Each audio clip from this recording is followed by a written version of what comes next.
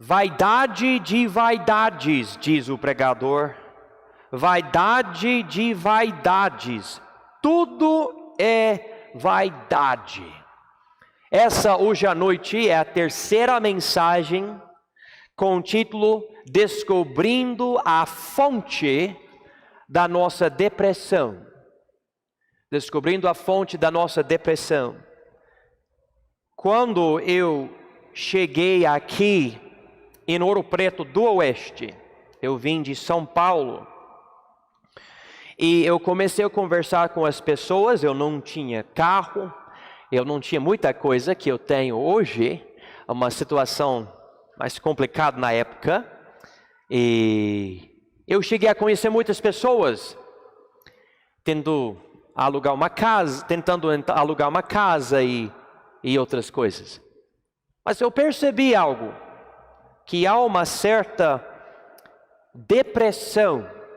Eu ouvi muitas pessoas se queixando, reclamando, pessoas tristes, pessoas entrando em contato comigo, dizendo que estão passando por grandes dificuldades.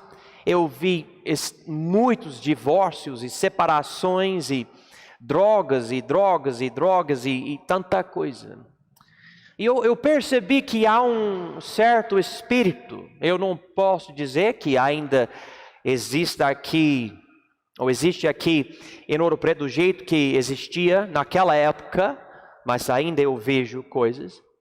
E quando eu preparei essas mensagens sobre a depressão, eu acredito que Deus tocou o meu coração dizendo: o povo precisa ouvir essas coisas. Então eu estou pregando, agora hoje à noite a terceira mensagem. Deixe-me novamente enfatizar para os irmãos o que eu já enfatizei nas mensagens anteriores sobre esse tema, descobrindo a fonte da nossa depressão.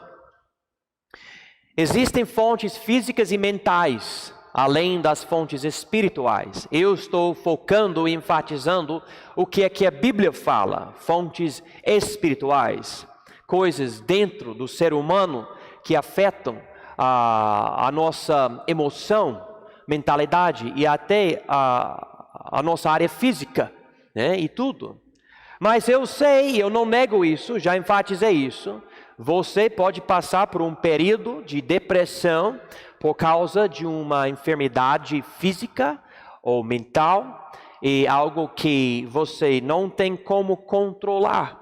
Inclusive, eles falam que uma mulher grávida, depois da gravidez, ela pode passar por uma certa depressão, porque o corpo muda tanto. Inclusive, se uma irmã não fica incomodado falando isso, mas há uma irmã aqui que passou por isso, depois de um parto, seu filho nasceu e você passou por um período de depressão. Pode levantar a mão, uma irmã aqui, pelo menos uma aqui, tá bom, tá.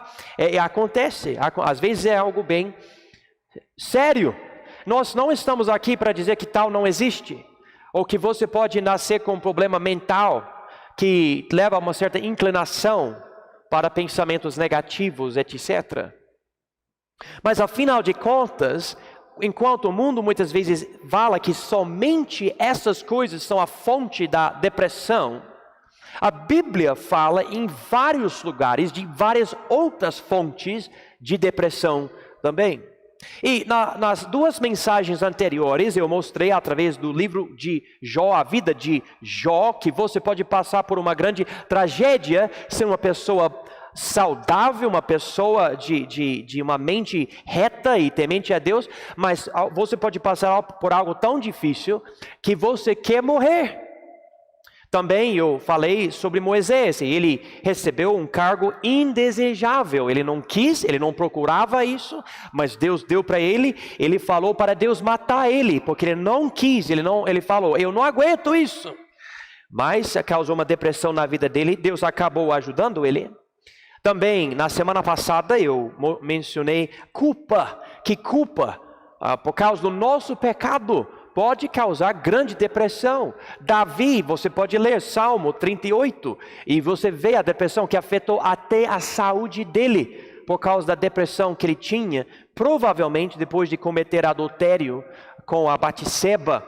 E também nós vimos Judas, que por causa da culpa, ele acabou se enforcando, não aguentando o sofrimento. Ele se arrependeu, mas de uma forma mundana, não se arrependendo e indo para Deus. E ele se enforcou, morreu, uma situação bem triste, bem feia. E nós vemos essas fontes, então, tragédia, cargo e culpa. Hoje à noite, nós vamos ver uma outra coisa. Uma fonte que é uma mistura, ao meu ver, de duas coisas: humilhação e amargura. Humilhação e amargura. Se Deus permitir, nós vamos ver outra fonte hoje à noite também. Mas eu gostaria de levar os irmãos para o livro de 2 Samuel, por favor. 2 Samuel, no Velho Testamento. E nós vamos ver um homem cujo nome é Aitofel. Aitofel. Quem sabe quem é Aitofel? Alguém conhece essa pessoa? Já ouviu esse nome? Aitofel, uma história muito interessante, mas muitas vezes esquecida. Mas esse homem vivia na época de Davi, quando Davi era rei. E esse Aitofel, ele vai ficar extremamente triste. Ele vai fazer algo trágico, e nós precisamos ver essa situação hoje à noite, porque vai nos mostrar outras fontes para a nossa depressão, especificamente humilhação e amargura. Então vamos ver ele antes disso, a vida dele, de Aitofel, antes dessa depressão. Vamos para 2 Samuel, capítulo 15, e vamos ver versículo 12. Diz aqui também: Absalão mandou vir Aitofel, o gilonita, do conselho de Davi. Ok, eu vou parar bem ali, porque o foco é essa expressão, do conselho de Davi. Esse homem, Aitofel, ele era um homem que sabia falar a coisa certa na hora certa. Ele era um conselheiro para esse homem de Deus, o rei Davi. As pessoas contavam com o conselho e a sabedoria de Aitofel. Então ele tinha uma certa exaltação extremamente alta. Inclusive, se os irmãos puderem ir comigo, vamos para capítulo 16 e ver aqui em capítulo 16, versículo 23. Aitofel aqui, 2 Samuel 16, 23. E era o conselho de Aitofel que aconselhava naqueles dias, como se a palavra de Deus se consultara. Tal era todo o conselho de Aitofel, assim para com Davi, como para com Absalão. Irmãos, eu vou ser bem sincero com os irmãos hoje à noite. Uma das coisas notáveis na nossa cidade é vaidade. Inclusive, eu me lembro fazendo visitas no evangelismo e um casal que veio de outra cidade aqui no Brasil, outro estado na verdade. Eu estava pensando nisso, eu vejo muita vaidade por aqui. Ele falou: sabe que essa cidade sofre com isso, vaidade. As pessoas querem se exibir, querem ser vistas como pessoas especiais. Eu tenho isso, eu tenho, sei lá, seja o que for, coisas de riquezas, de fama, sabe, olha o que você tem. Eu me lembro quando eu comprei um celular maior. Lembra quando os celulares começaram a crescer assim? Eu comprei um celular, eu me lembro: ei, pastor, que celularzão, né? E pessoas, quando Deus nos deu esse carro aqui, alguém viu o volante, falou: olha, volante como, sabe, de Corvette, de Ferrari. Era mais um carro que não é super chique não, mas pessoas olhando, sabe, e às vezes pessoas vendo sua roupa, seu relógio, seja o que for, e pessoas, sabe, focando nisso. Eu tenho vários amigos de Ouro Preto, de outros lugares, e que gostam de tirar selfies. Há uma certa pessoa que não é da nossa igreja, e quase todo dia é assim. Cada dia tipo, eu não sei por que isso, né? E, sempre com o traseiro para fora. Eu não sei, mas a pessoa que está querendo mostrar alguma coisa, né? Eu lembro antigamente, não acontece tanto hoje, mas quando as redes sociais estavam crescendo e as selfies e tudo, lembra, até tinha pau de selfie e tudo isso, sabe? Mas as mulheres assim, com aquela boca de pato assim, quem lembra disso? Quem lembra disso? Eu lembro disso, mas que é isso? E tipo, eu tô rolando assim, eu sou o pastor dessa moça, parece que ela quer me beijar. Você não é minha esposa, mas você quer beijar o pastor?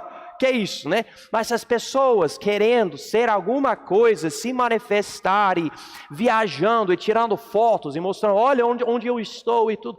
Como eu falei, aquela pessoa que tem o assento de um vaso sanitário e tirou foto perto das nuvens e parece que está no avião e depois você vê que é só assento de uma privada. Eu achei tão engraçado. O cara realmente percebeu o erro da vaidade. Existe muita vaidade, tem que ter uma certa marca de roupa. Pode ter outra roupa da mesma qualidade, mas se não tem a marca, eu não compro, porque as pessoas não vão saber que eu sou alguma coisa. E isso acontece muito. Há uma marca no meu país, na época era Tommy Hilfiger. Alguém já viu essa marca aqui no Brasil? Tommy, era a mesma coisa. Você compra essa camisa aqui por $20, mas Tommy Hilfiger $60. Olha, você é isso mesmo, né? Eu tenho isso, essas pessoas assim, e eu vejo isso e penso, não, mas a gente tem isso dentro de nós.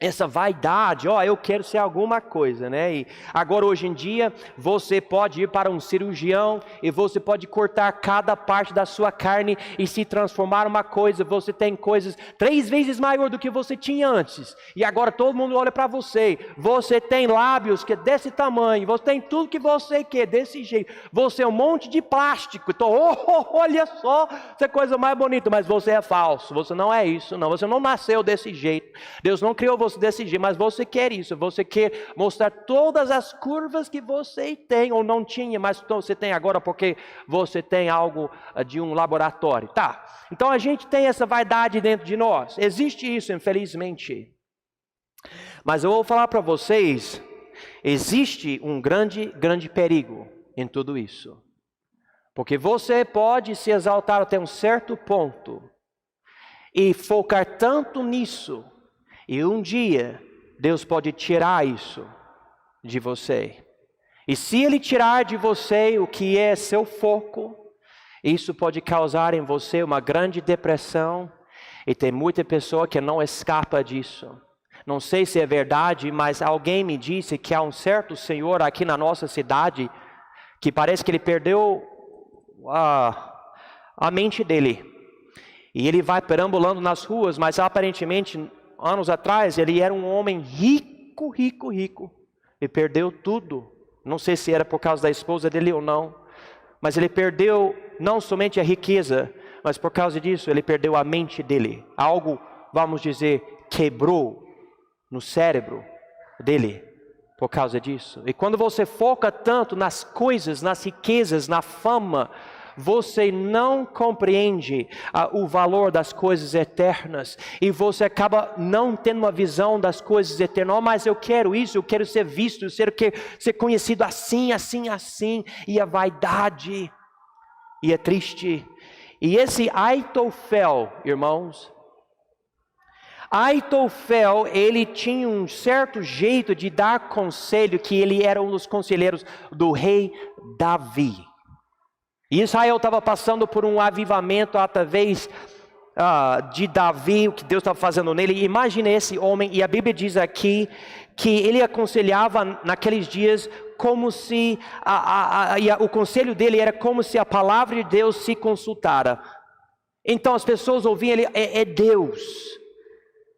As pessoas não falaram, ele é Deus, mas é como se cada palavra dele viesse diretamente de Deus. Eu vou falar para os irmãos, quando eu estou realmente andando no Espírito, eu nem quero que vocês me tratem desse jeito. Eu quero que vocês compreendam que o Espírito Santo pode me usar para transformar a sua vida, mas afinal de contas, a minha palavra sempre tem a corrupção do pecado, e eu posso falar algo de errado, eu posso errar. Então você tem que sempre confirmar o que eu prego com a Bíblia. Mas nessa época, esse Aitofel, ele era um homem extremamente exaltado. Além disso, eu gostaria de mostrar outra coisa para os irmãos. Vamos para capítulo 23. Segundo Samuel 23. E diz aqui em versículo 34. Elifelete, filho de Aasbai, filho de um Maacatita, Eliã, filho de Aitofel, Gilonita. Aqui você vai notar dois nomes. Aitofel, pode marcar, versículo 34 de capítulo 23 de 2 Samuel. E Eliã. Essa lista de nomes aqui são os poderosos de Davi, homens que fizeram coisas incríveis. Fala dos 30 homens, mas na verdade há 37 homens aqui. Homens incríveis. E Aitofel era o pai de Eliã. Lembra disso? Aitofel, pai de Eliã. Agora, vamos voltar no mesmo livro de 2 Samuel para capítulo 11. 2 Samuel, capítulo 11. E diz aqui em 2 Samuel, capítulo 11. Versículo 3. E mandou Davi indagar quem era aquela mulher. E disseram, porventura não é esta Batseba, filha de, marca o nome aqui, Eliã, mulher de Urias, o Eteu. Então, nós estamos descobrindo algo interessante sobre Aitofel. Aitofel era o avó de Batseba. Ele era o avô. Ele era o pai de Eliã, um homem poderoso de Davi, e ele era o sogro de Urias, que interessantemente era outro homem poderoso de Davi. Você pode ver Urias, o último nome mencionado na lista, em 2 Samuel 23, sendo o versículo 39. Então Aitofel, ele era o conselheiro de Davi. As pessoas ouviam a voz dele como se fosse a voz de Deus. E ele fazia parte da realeza de Israel, tendo como a filha, a neta dele, Batseba. Ele tinha na vida dele Urias e Eliã. E em tudo isso, ele tem essa ligação com a família real, a família de Davi mesmo. Mas a coisa fica super ruim para ele, porque um dia o rei Davi vê Batseba se lavando em cima da casa dela. E ele olha, e como vocês sabem, especialmente do culto na semana passada, Davi cometeu adultério com a neta de Aitofel. Além disso, vocês sabem, Davi queria esconder o pecado, então ele acabou fazendo algo para o marido de Batseba morrer na batalha, Urias. E aparentemente, através disso, Aitofel ficou com amargura dentro do coração contra Davi. Inclusive, nós podemos voltar para capítulo 15, por favor. E aqui em 2 Samuel, capítulo 15, nós vamos chegar aqui em versículo 12.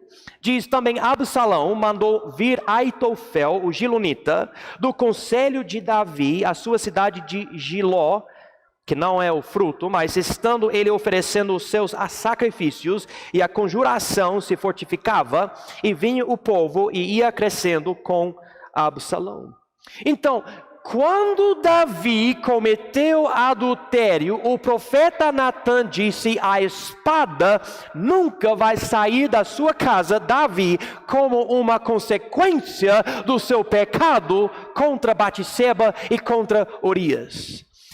Um dos problemas nós vemos aqui é a rebelião de Absalão, que era um dos filhos de Davi.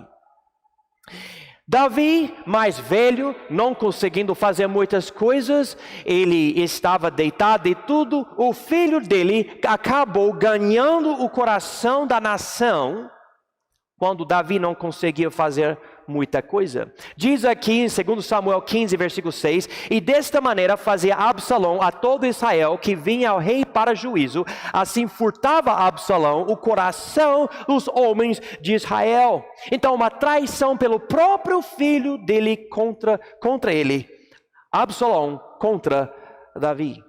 E em tudo isso, ele manda vir Aitofel, o Gilonita.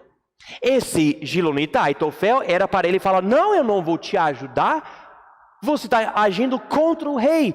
É só que Aitofel tinha perdido Urias, já viu a vergonha na família dele, porque a neta dele cometeu adultério com Davi, e ele estava cheio de amargura, ele não gostava disso, então ele se juntou com Absalão contra o rei de Israel. Daí, o que acontece? Nós podemos chegar aqui em capítulo 16, e versículo 15 diz: Absalão, pois, e todo o povo, os homens de Israel, vieram de Jerusalém, e Aitofel com ele. E sucedeu que, chegando Uzai, o arquita, amigo de Davi, a Absalão, disse Uzai a Absalão: viva o rei! Viva o rei! Porém Absalão disse a Husai: é esta a tua beneficência para com o teu amigo? Por que não foste com o teu amigo? E disse Uzai a Absalão: não, porém daquele que eleger o Senhor, e todo este povo, e todos os homens de Israel, dele serei, e com ele ficarei. E demais disso, a quem serviria eu? Porventura não seria diante de seu filho, como servi diante de teu pai, assim serei diante de ti. Então, mais um homem aqui, Uzai amava Davi, queria ir e ficar com Davi, o grupo de Davi, durante esse problema. Mas Davi disse: não, você não pode ficar comigo por causa da natureza delicada da situação. Uzai, volta para Absalão, basicamente para fingir que você apoia ele. Absalão pergunta: mas por que você está comigo? E Uzai, basicamente uma mentira, fala: eu quero estar aqui contigo como eu estava com seu pai, eu vou te apoiar como eu apoiava seu pai Davi. E ele aparentemente acaba enganando Absalão. Durante todo esse tempo, Aitofel, que tem amargura contra Davi, quer usar essa voz, essa palavra dele, essa sabedoria dele, para dar conselho para Absalão contra Davi. Vamos ver o conselho dele em versículo 20 de capítulo 16. Então disse Absalão a Aitofel: dai conselho entre vós sobre o que devemos fazer. E disse Aitofel a Absalão: possui as concubinas de teu pai, que deixou para guardar a casa, e assim todo Israel ouvirá que te fizeste aborrecível para com teu pai, e se fortalecerão as mãos de todos os que estão contigo. Estenderam, pois, para Absalão uma tenda no terraço, e Absalão possuiu as concubinas de seu pai perante os olhos de todo Israel. E era o conselho de Aitofel que aconselhava naqueles dias, como se a palavra de Deus se consultara. Tal era todo o conselho de Aitofel, assim para com Davi como para com Absalão. Então ele falou: eu sei uma forma de realmente destruir o nome de Davi. Ele tem esse grupo de mulheres que eram servas, mas esposas ao mesmo tempo. Infelizmente Davi quebrou a lei nesse sentido também, porque não era para rei ter mais do que uma mulher, ele tinha várias mulheres. Mas ele falou: você vai lá e você vai cometer adultério com todas elas. em frente, todo mundo vai saber o que é que você está fazendo.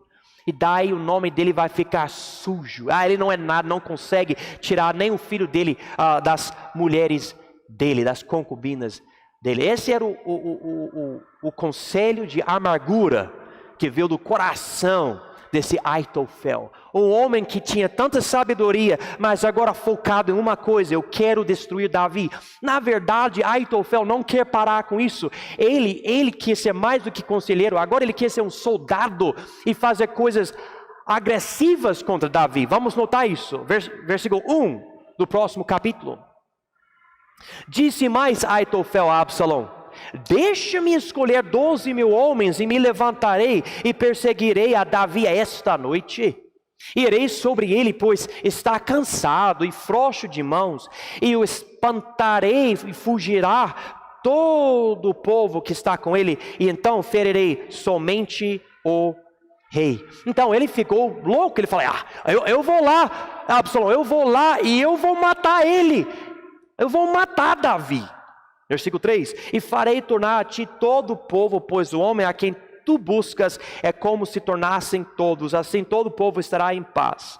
E esta palavra pareceu boa aos olhos de Absalão e aos olhos de todos os anciãos de Israel. Ele queria, então, Absalão queria matar o pai dele. Situação bem triste. Existem razões para isso, faz parte das consequências do pecado de Davi. Mas nesse momento, quando Aitofel tem uma voz divina, todo mundo querendo ouvir os conselhos dele, Absalão muda um pouquinho, talvez percebendo a natureza radical de Aitofel. Então aqui em versículo 5, disse porém a Absalão: chamai agora também a Uzai, o arquita, e ouçamos também o que ele dirá. E chegando Uzai a Absalão, lhe falou Absalão, dizendo: desta maneira falou Aitofel, faremos conforme a sua palavra, se não, fala tu. Então lembra, Uzai estava fingindo. Ele na verdade gostava de Davi, queria ajudar Davi, era leal para Davi. Absalão não sabe disso. Ele quer mais conselho, ele quer ouvir de outra pessoa. Então Aitofel já falou: eu vou lá, eu vou matar ele, vou lidar com o problema. Mas agora Absalão quer ouvir o conselho de Uzai. Então vamos ver isso aqui, versículo 7. Então disse Uzai a Absalão: o conselho que Aitofel deu desta vez não é bom. E eu só consigo imaginar, na hora que ele falou isso, é como se uma faca penetrasse a barriga de Aitofel. Que isso? Meu conselho não é bom? Eu sou o grande Aitofel. Tudo que eu falo é bom. Disse mais Uzai: bem conheces tu a teu pai, a seus homens que são valorosos, e que estão com o espírito amargurado, como a ursa no campo roubada dos cachorros, que quer dizer os filhotes, né? E também teu pai é homem de guerra, e não passará a noite com o povo, eis que agora estará escondido em alguma cova, ou em qualquer outro lugar, e será que, caindo no princípio alguns dentre eles, cada um que o ouvir, então dirá: houve derrota no povo que segue Absalão. Então até o homem valente, cujo coração é como o coração de leão, sem dúvida desmaiará. Porque todo Israel sabe que teu pai é valoroso, e homens valentes os que estão com ele. Eu, porém, aconselho que com toda a pressa se ajunte a ti todo Israel, desde Dan até Berseba, em multidão como a areia do mar, e tu em pessoa vás com eles a peleja. Então aqui Uzai está falando algo completamente contra o que Aitofel tinha falado. Eu, porém, aconselho. Versículo 12: então iremos a ele em qualquer lugar que se achar, facilmente cairemos sobre ele, como o orvalho cai sobre a terra, e não ficará dele e de todos os homens que estão com ele nem ainda um só. E se ele se retirar para alguma cidade, todo Israel levará cordas àquela cidade e arrastá-la-emos até ao ribeiro, até que não se ache ali nem uma só pedrinha. Olha só aqui versículo 14. Então disse Absalão e todos os homens de Israel: melhor é o conselho de Uzai, o arquita, do que o conselho de Aitofel. Porém, assim o Senhor o ordenara para aniquilar o bom conselho de Aitofel, para que o Senhor trouxesse o mal sobre Absalão. Eu posso ler o resto do capítulo, mas eu quero que vocês comigo nesse momento entrem no coração de Aitofel. Ele tinha dois problemas: autoexaltação, extremamente alta mesmo, e também amargura bem profunda. Em Hebreus, a Bíblia ensina que a amargura tem uma raiz que penetra e cresce. E a Bíblia nem fala que existe uma maneira de arrancar essa raiz de amargura, mas se algo brotar é para a gente cortar. Porque nós sabemos que quando alguém faz algo contra você, você não pode apagar o que aconteceu e dizer que nunca aconteceu. Pode ser que quando você era mais novo, alguém estuprou você. Ou outra coisa horrível aconteceu na sua vida. E hoje você pode estar passando, vivendo sua vida com isso, andando com isso, e você tem amargura contra essa pessoa, e até hoje tal coisa está atrapalhando a sua vida. E você não tem vitória porque essa raiz de amargura fica brotando e contaminando seus pensamentos e sua vida. E pior ainda é quando você já acha que você é uma coisa especial e essas coisas não devem acontecer com você. No caso do Aitofel, ninguém ouviu o conselho dele e também a amargura dele não conseguiu matar Davi. Então ele foi humilhado e também não conseguiu receber o que ele queria. O que aconteceu então com Aitofel? Vamos chegar aqui em versículo 23. Vendo, pois, Aitofel que se não tinha seguido o seu conselho, albardou o jumento e levantou-se e foi para a sua casa e para a sua cidade e deu ordem à sua casa e se enforcou e morreu e foi sepultado na sepultura de seu pai. Levanta a mão se você já ficou sabendo de alguém que se matou e todo mundo fez assim. Como?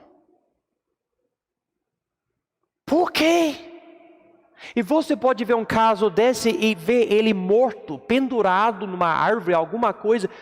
Aitofel, você era o cara. Como assim? Você pendurado?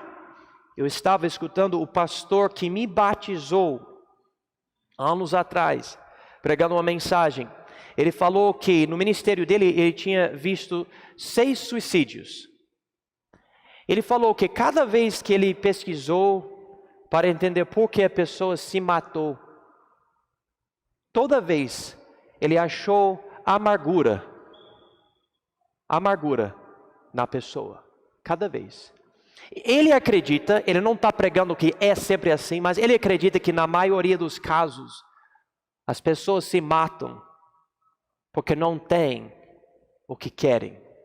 No caso de Aitofel, ele queria ser exaltado, ele queria ser o único cara que tinha conselho. E ele queria também eliminar Davi. Ele focou toda a energia nessas coisas. E quando ele não conseguiu o que ele queria, ele falou: a minha vida não tem mais valor. Porque eu não gosto disso, eu não quero isso. E a Bíblia diz que ele se enforcou e morreu. Agora, irmãos, eu quero enfatizar rapidamente. Se dentro de você existe amargura, irmãos, é basicamente o veneno que você toma quando você quer machucar o outro. Você deve escrever isso em algum lugar. Ficar amagoado é quando você toma veneno na hora que você quer machucar o outro. Rancor. Eu não gosto dessa pessoa. Eu não gosto, não vou perdoar. Muitas vezes a pessoa nem sabe que você tem tanta amargura, que você tem tanta raiva, esse rancor, porque muitas vezes você esconde, mas dentro de você há um fogo estranho, queimando, por causa de alguém que fez algo contra você e atrapalha a sua vida. E você ficou envenenado por causa disso. Esse mesmo pastor, ele falou o interessante é que você também pode ver duas pessoas passando pela mesma coisa e uma pessoa fica cheia de amargura e a outra pessoa melhora por causa da mesma coisa. Uma pessoa sofre e perde até saúde e outras coisas e não aguenta a vida por causa de uma coisa feia que aconteceu no passado, mas a outra pessoa passou pela mesma coisa e ficou mais forte, mais resistente, ama mais a Deus, serve mais a Deus. Esse pastor enfatizou que todos nós temos uma escolha. O que você faz com as coisas que acontecem contra você. Todos nós podemos olhar para alguém que fez algo contra nós. Como é que você vai lidar com isso? Como é que você vai, olhar para a vida? Mas eu lembro quando esse pastor, eu lembro quando esse diácono, eu lembro quando essa irmã, eu lembro quando esse irmão, meu pai, minha mãe, meu irmão, minha irmã, meu tio, minha tia, qualquer pessoa. E você sempre... Eu me lembro de uma pessoa aqui na cidade, falou para mim, pastor, eu nunca vou perdoar essa pessoa. Eu falei, então você sempre vai sofrer, sempre. E quando uma pessoa fala uma coisa dessa, eu tenho uma certa preocupação, que essa pessoa pode acabar se matando. Não é uma coisa estranha hoje em dia, pessoas se matam. Mas muitas vezes é porque a pessoa não tem o que quer. Agora, rapidamente, irmãos, eu gostaria de mostrar mais uma pessoa. Não vou passar tanto tempo com essa pessoa. Mas é o filho de Davi. Essa pessoa não sofria com humilhação e amargura. Mas Salomão sofria com um coração pervertido. Se os irmãos puderem rapidamente ir comigo, vamos para 1 Reis, capítulo 3. Diz aqui em 1 Reis, capítulo 3, que 1 Reis, certo? Eu estou aqui em 2 Reis. 1 Reis, capítulo 3. Salomão orou para Deus lhe dar sabedoria e não riquezas, etc. E Deus respondeu em 1 Reis 3:11, porquanto pediste isso, e não pediste para ti muitos dias, nem pediste para ti riquezas, nem pediste a vida de teus inimigos, mas pediste para ti entendimento, para discernires o que é justo. Eis que fiz segundo as tuas palavras, eis que te dei um coração tão sábio e entendido, que antes de ti igual não houve, e depois de ti igual não se levantará. Você pode ler o resto, mas aqui Salomão se tornou o homem mais sábio do mundo por causa de um ato divino. Deus deu para ele essa sabedoria. E ele era o rei do povo de Deus. Ele era o filho do grande rei Davi. Isso antes. Mas agora vamos para capítulo 11. 1 Reis, capítulo 11, o pecado que estava na vida do pai dele se multiplicou na vida dele. Irmãos, uma dica, na criação dos seus filhos, o pecado que se manifesta em você normalmente se multiplica no seu filho. Cuidado. Mas aqui, 1 Reis capítulo 11, versículo 1 diz: e o rei Salomão amou muitas mulheres estrangeiras, que quer dizer que não eram de Israel, além da filha de Faraó, Moabitas, Amonitas, Edomitas, Sidônias e Eteias. Das nações de que o Senhor tinha falado aos filhos de Israel: não chegareis a elas, e elas não chegarão a vós, de outra maneira seguramente perverterão o vosso coração. Vocês podem marcar essas palavras. Para seguirdes os seus deuses. A esta se uniu Salomão com amor. E tinha 700 mulheres, princesas, e 300 concubinas, e suas mulheres lhe perverteram o coração. Irmãos, e é difícil entender isso. O homem mais sábio fez uma das coisas mais estúpidas. Eu tenho dificuldade com uma mulher na minha vida, e eu não estou nem falando mal dela. Mas imagina tendo 1000 mulheres na sua vida. E pior ainda, essas mulheres nem queriam servir a Deus, queriam servir falsos deuses. E elas perverteram o coração de Salomão. Porque, versículo 4, sucedeu que no tempo da velhice de Salomão, suas mulheres lhe perverteram o coração para seguir outros deuses. E o seu coração não era perfeito para com o Senhor seu Deus, como o coração de Davi, seu pai. E você pode ficar lendo essas coisas. Versículo 9 diz: pelo que o Senhor se indignou contra Salomão, porque desviara o seu coração do Senhor, Deus de Israel, o qual 2 vezes lhe aparecera. Então aqui Salomão, ele tinha uma vida boa. Inclusive a Bíblia diz que Israel tinha tanta riqueza, é como se cada pedra no chão em Israel fosse de prata, por causa da riqueza que Israel tinha na época.